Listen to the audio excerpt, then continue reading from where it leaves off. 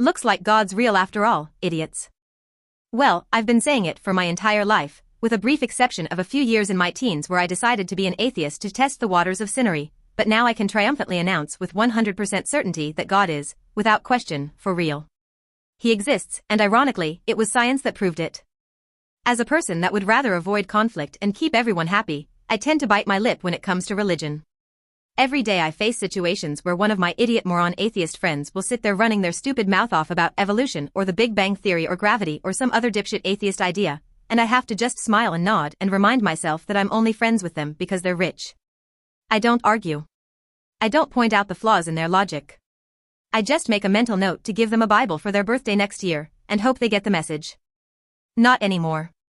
Finally, thanks to science, which had long been stolen from theists and used for nefarious reasons by the atheists to insult and demean God, we have definitive proof that the Big Bang did not happen, which means of course that God is real. An article published in the Daily Mail yesterday outlines this monumental discovery. Our universe, according to Einstein's theories, is around 13.8 billion years old and formed from an infinitely small point during the Big Bang.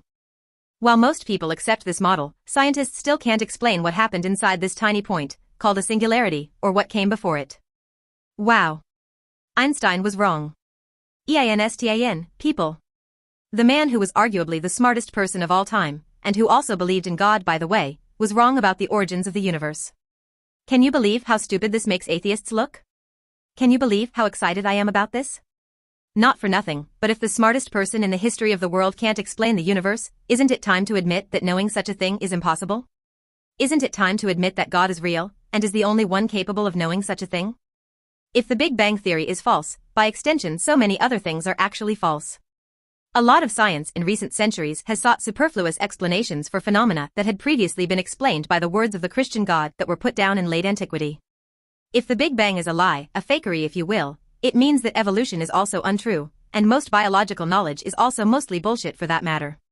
It means that there's a good chance that things like homosexuality are a choice after all. It means that gay marriage might not be such a good idea. But it's important that we wait until all the data comes out before we say anything like that conclusively. All I'm saying is, fingers crossed. The last couple of years have been definitely anti-Christian, so pardon me for reveling in this newfound knowledge, or lack of knowledge, I should say. This is a big win for those with faith, and there's nothing un-Christian about shoving it in a couple of loudmouth atheists' faces for a change. Image